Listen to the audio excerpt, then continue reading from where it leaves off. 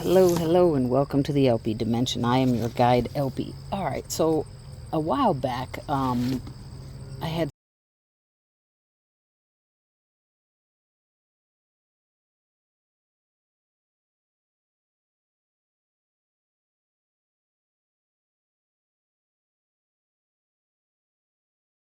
someone comment on one of my worm videos and said that they would love it and find it interesting if I could ever do a video on starting a new worm bin. And I started in 2020, but I know I started a bin after that. So it's been at least 3 or 4 years since I started a bin from scratch. And so I'm gonna do it a little bit differently this time, but I am gonna start it as though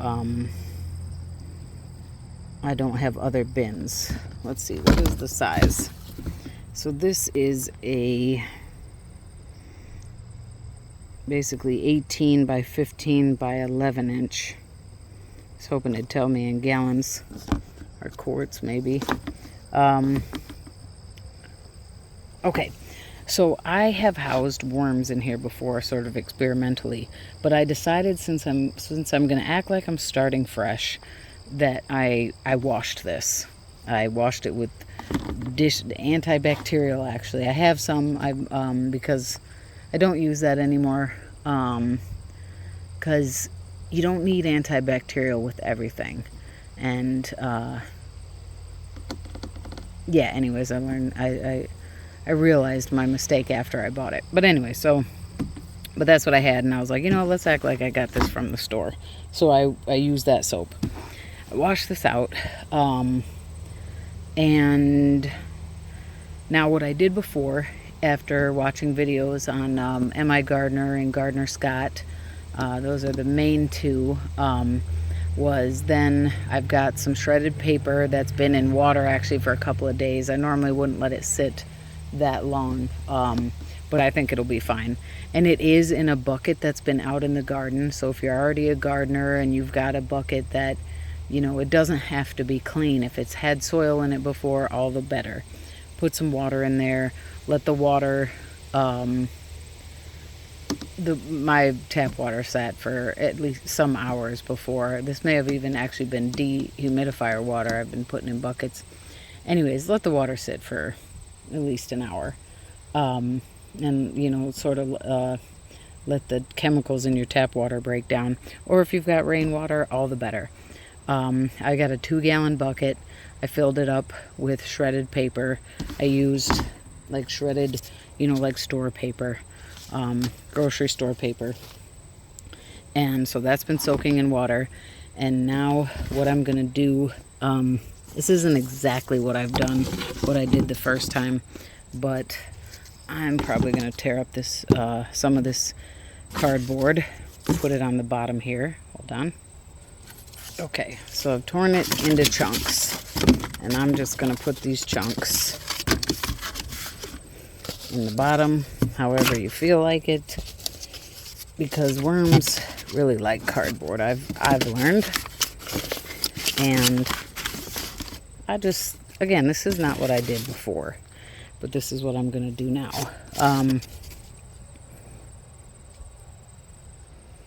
Actually, I just had a thought.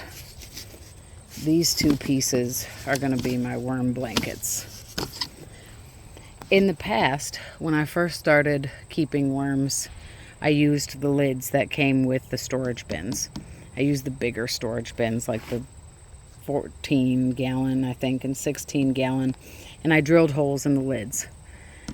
And every time I would open them, I would see evidence that the worms, where they were crawling all over the lid. And that, to me, from what I understood, that wasn't a good sign, because that was the worms trying to escape. And what I discovered over time was that I stopped putting the lid on and started just putting on what I heard someone call a long time ago a worm blanket, just putting something over the top of the material. So this will sit like that. And I noticed that then condensation didn't build up on the walls and there wasn't a lid there for the condensation to build up on, and the worms didn't crawl. So I don't use lids anymore, but they typically say, like, if you bought new worms and you get them in the mail, that when you first put them in, leave the light on as long as you can to encourage the worms to go down into the material. What I'm doing, well, where do I start?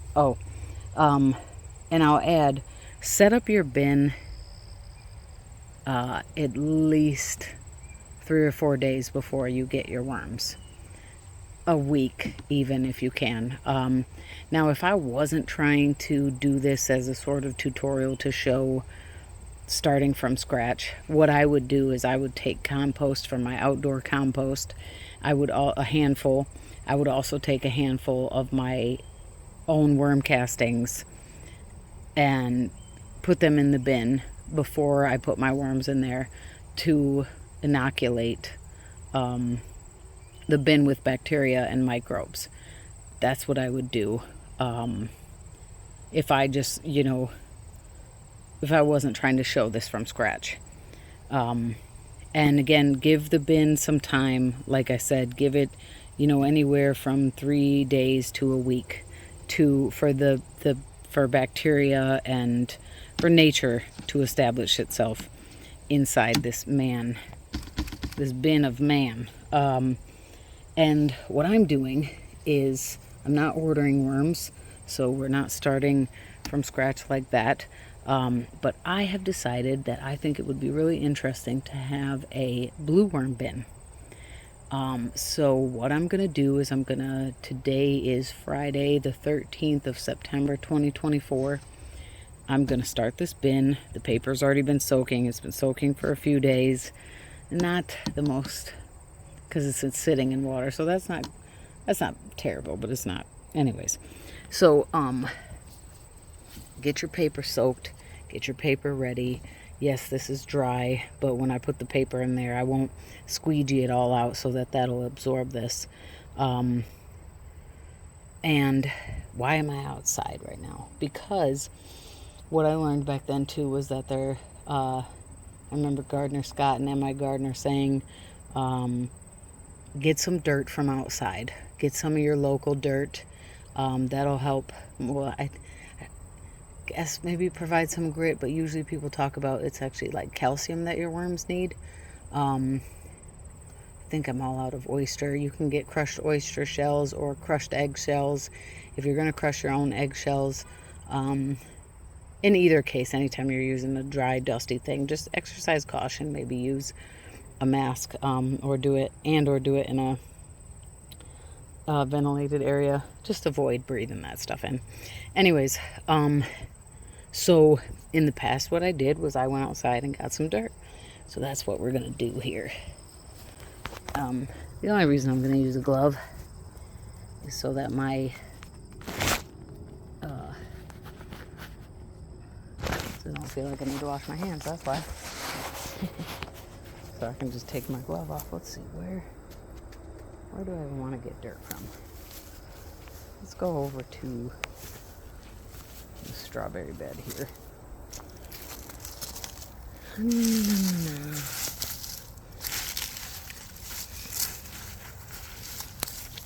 Actually, I should. In this small of a bin. I guess this is a nasturtium volunteer. Actually, I may have transferred it over there. I should have brought the bin over with me.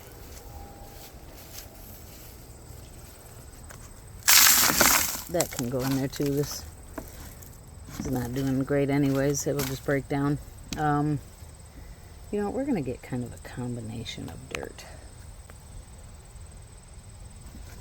Well, actually, I know that I have... No, we are going to get a combination of dirt.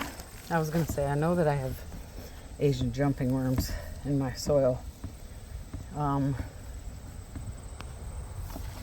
notice if they're in this bin.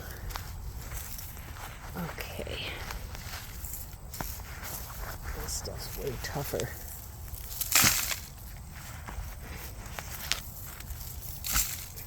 So those are small handfuls. It's been pretty hot, so the dirt's pretty dry. So I got like 5 small handfuls of dirt. What are you, bud? That may have actually been a young earwig and I just don't know it. And I should have killed it, but I didn't. So I put like 5 handfuls of dirt in there. That should be, I think that should be good. Because you should have some dirt. Sorry, soil. You know why I'm saying dirt? Because it's dry. For some reason I always think of dirt. So, you know what else? Let's grab some weeds. In my case, I got burdock. If you got whatever, don't grab weeds that have seed heads. But if you got weeds around your house, some weeds, some leaves from healthy plants, snatch those up and throw them in there.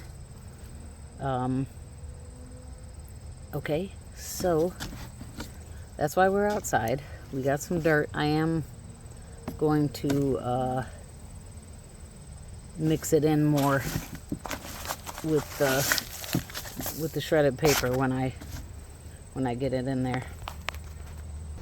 Okay, this is dirt from more soil that I think is actually even better, is way better soil than mine that I got when I transplanted some herbs someone gave me.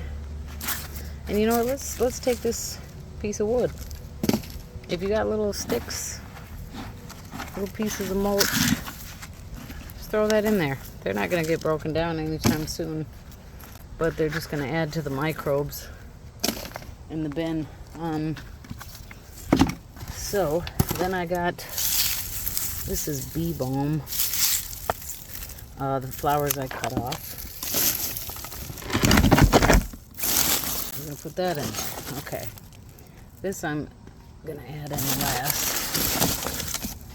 Remember, these are our blankets, and the dry stuff, I don't know that I even need it right now.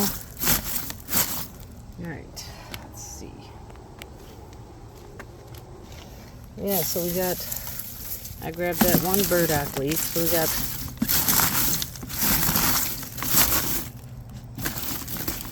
one living weed. Let me add this real quick. When you're adding living weeds, as in they're still green, you pulled them off the plant, check it for bugs, because if you're doing an indoor bin, you don't want to bring pests inside. They're not going to harm you, but you might bring something inside that could be a problem for your other plants. And of course, if you bring spiders and stuff inside and things, I'm not saying you need to personally worry about pests, but you don't want to introduce pests. Anyways, you know, if you've got some flowers that you want to deadhead, I've got. Now also keep in mind, if you want to save seeds, these zinnias were kind of bent over and broken on the stem anyways, so saving their seeds isn't a thing. Could be, but I got others that I can worry about. Alright, now let's move on to the next part. Okay, so we're inside now. So again, the goal with what we just did, remember these 2 pieces are our blankets.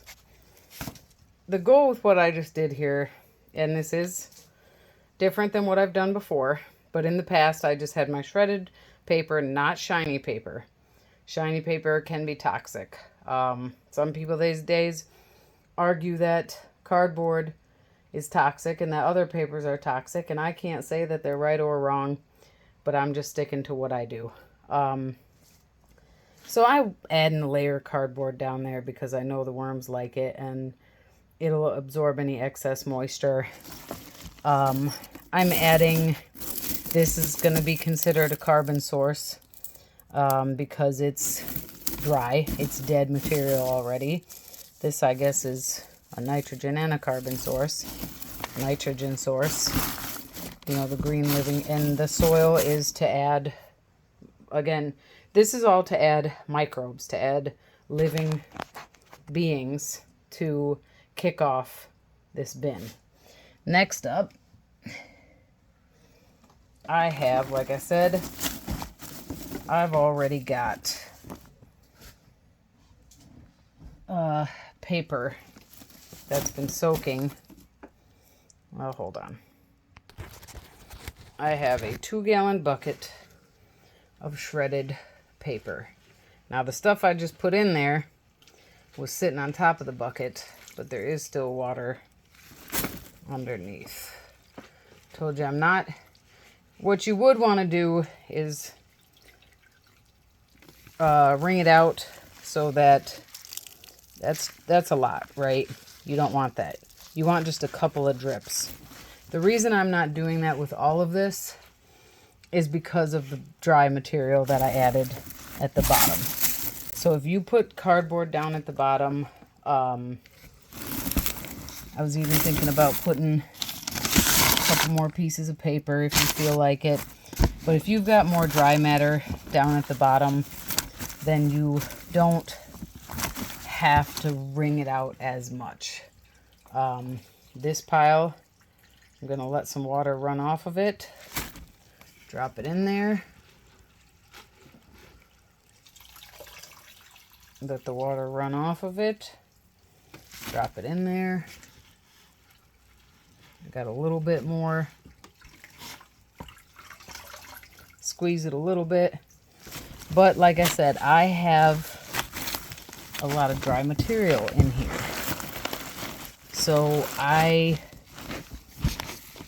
if all you had in here was wet material, I'd say squeeze it out so that you don't have that much water, that you only get a couple of drips, you know. But in my case, what we're doing today is we're gonna go with more wet bedding to start. Now, what I should have done is I should have stuck to my original idea, which was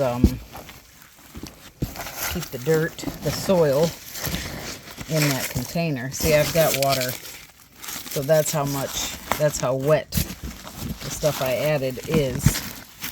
But again, the dirt is dry, some of those weeds are dry, and the soil is dry, and I've got dry cardboard down there.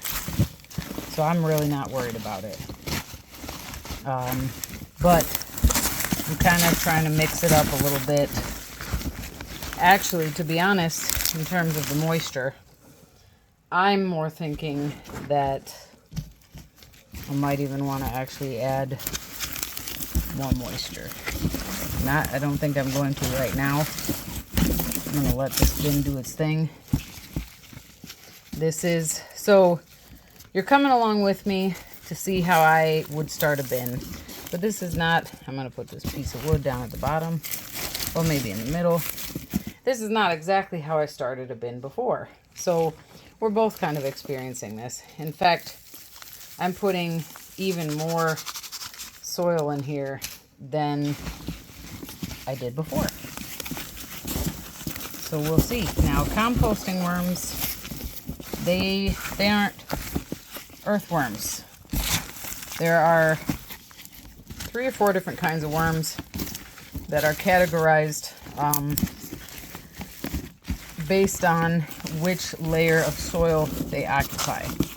Composting worms they stay on the top and they break down decaying material like leaf litter and the like. Maybe in one of these videos I'll actually break it up. But then there are worms that occupy the next layer down. And like when you think about earthworms, they go down even farther. They will go deep down into the soil and come up.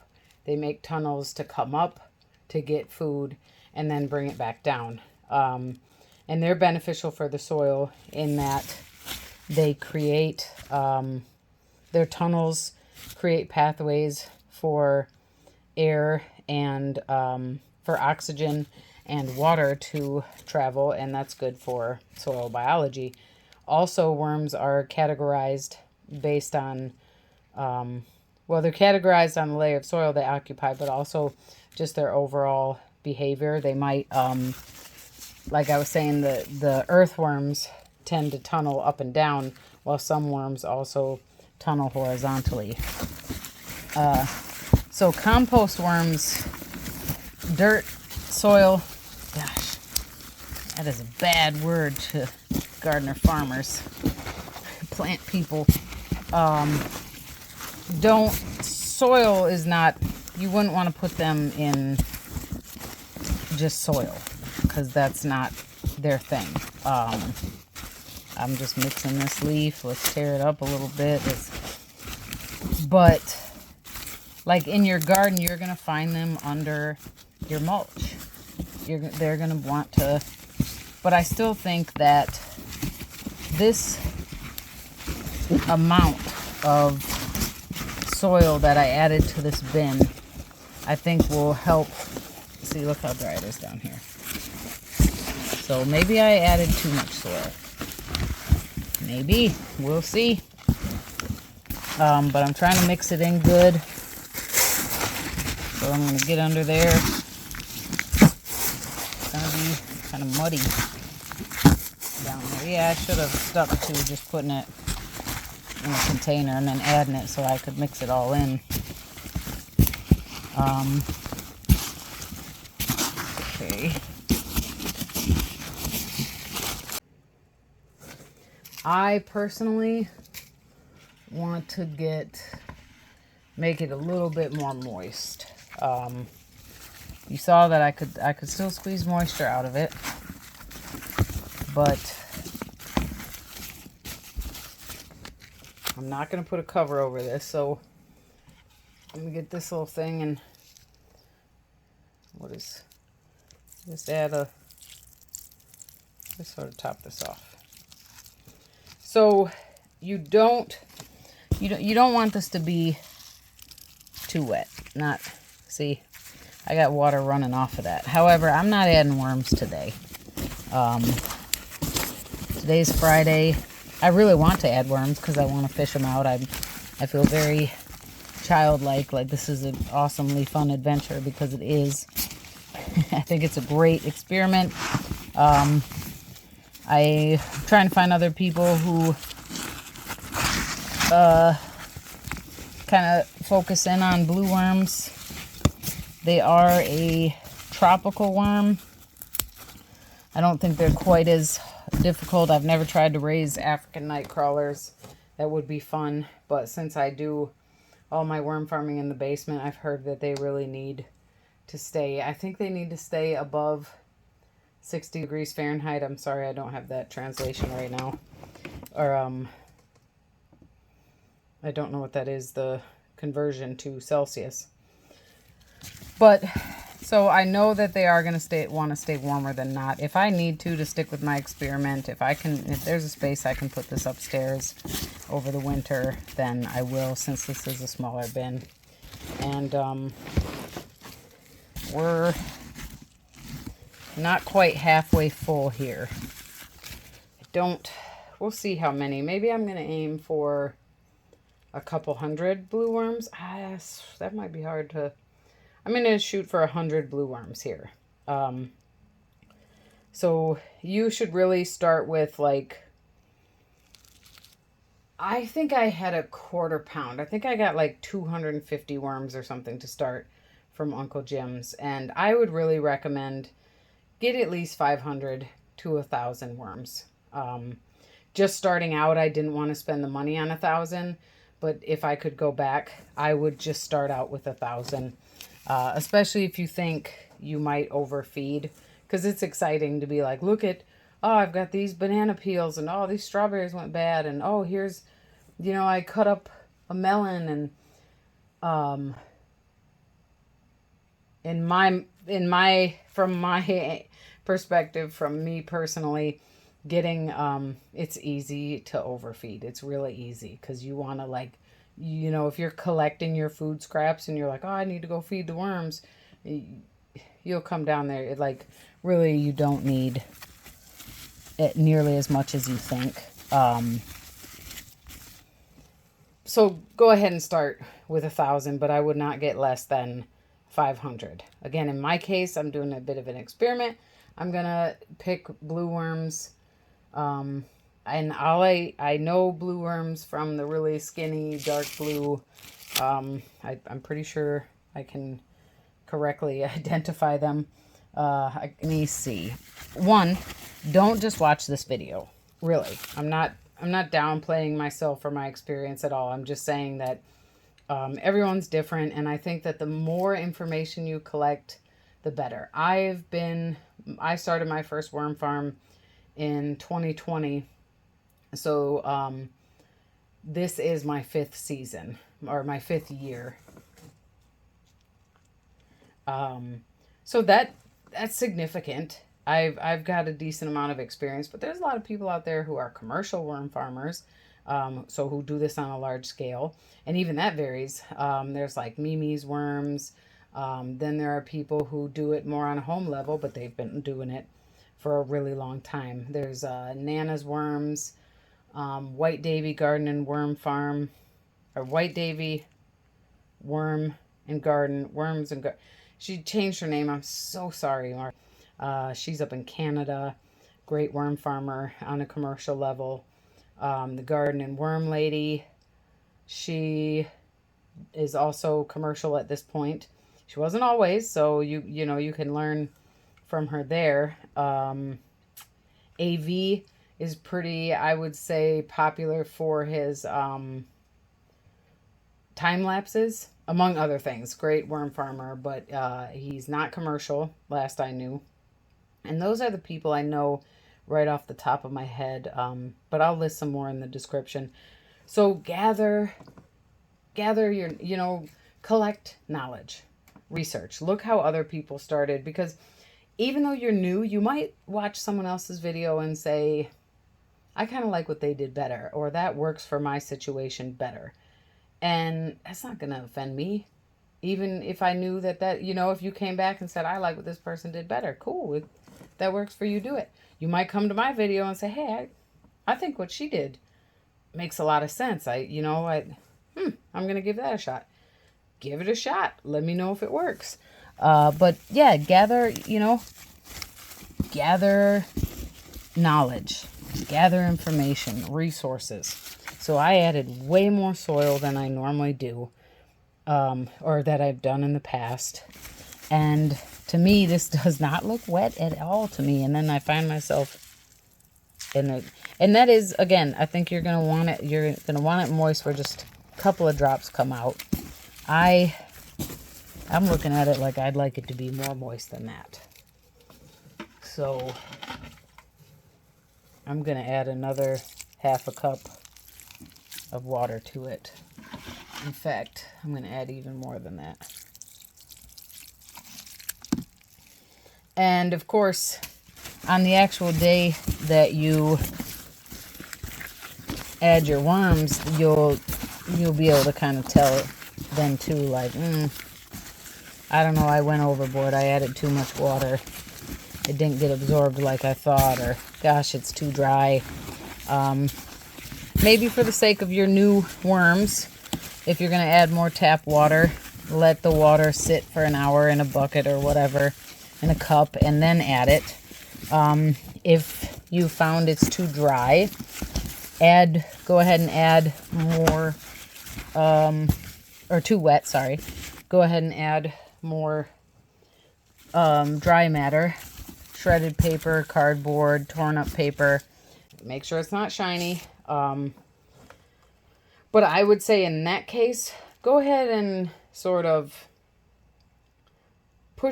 add the newer stuff to dry it up to one side and kind of mix it in with the material.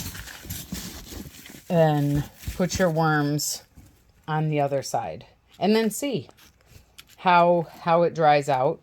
Add a lot of dry stuff and see if they stay in the wetter stuff or if it dries up a lot. But just, it's not an exact science, but you do want to pay attention to what you're doing. Okay, so lastly, what I'm going to do to prep this bin is, even though technically with the weeds that I put in here, I have food in here, I am going to put actual food scraps in here. So time out. Okay, I'm back. So when I first started, new worm bins in the past, or let's go back to the very first time, I saw that, you know, people would say that freezing your food scraps, for one, is great if you can do that, because freezing it and then thawing it out causes the plant cell walls to burst, and therefore it's easier to break down. It's going to decompose faster. So that's a good way to help give your bin a jump start. Another way is to blend it. If you've got a blender, if you have an old blender, I had an old blender as well as a new blender, so I didn't mind if I had funky foods. And I blended a bunch of old stale food down into a smoothie, and then I added the smoothie into my bin. Well, I've got a couple of okra, funky, not super funky, but and then a cucumber. That I've got some strawberries too, but fruit flies are a real thing for me. And while they will still like that cucumber, they particularly like strawberries. They'll probably still find this. Anyway, so what I'm going to do is I'm just going to put that cucumber and the okra down in there. And so this feeding gives the microorganisms that I have added to the bin with from the outdoor components. This adds a so I've added microorganisms and living organisms to this non-living, you know, the shredded paper and this bin, and that food allows the microbes in here, that population, to start feeding and to start doing their thing, because I do believe that the worms feed on the microbes, or what the microbes give off. So the worms your worms are going to need some living matter in the material they're put into. And so this is what we're doing. We're creating the environment for them, or we're jump starting it. And this is really shallow. A lot of people, for me, this is a really shallow bin. I would actually really like to add more material, to be totally honest with you. But again, compost worms actually do like to stay at the top. And I'm gonna aim for 100. It'll probably be 100 to 200 blue worms in this small bin. And so that's it. That's now, today's Friday. Like I said, I really want to just get going on this now, because it's exciting to me, because I'm like, ooh, I've never raised just the blue worms before. I am going to keep this bin, I'm going to do my best to keep it away from the other bins, because I don't want the others to migrate in here with them, with the blue worms. But we'll see. Yeah, so it's Friday. I'm going to wait until, I should, for sure, it's Friday evening, so Saturday, Sunday, 3 days, 3 whole days would be Monday evening. I did technically put a lot of soil in here. I put a lot of outdoor stuff that's going to have microorganisms on it. This shredded paper has been sitting in a bucket that had dirt in it before, so I added the water to the dirt. So soil, I know better. So there's microorganisms in the water. I'm looking for reasons as to why it's okay for me to go less time than.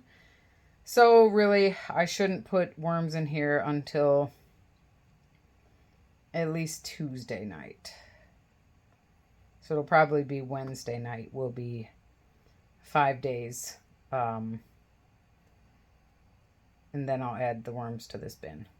So if you're ordering worms, keep that in mind. You know, schedule like, here's when I'm going to order the worms. Before you order them, see how long it takes for them to arrive. And get your bin set up a week in advance. At the very least, get it set up 3 days in advance. I'm going to go 5 days. So that puts us at, Saturday, Sunday, Monday, Tuesday, Wednesday. So today's Friday. Now you can look forward to Wednesday, what did I say today was? The 18th is when I'm going to add the worms. So, sweet. Another thing is you do want your bin to breathe. So if you do decide to put a lid because you're afraid of them crawling out or something crawling in, make sure you put holes in it. Or put like a mesh cover over there. So this isn't super, but here, let me show you.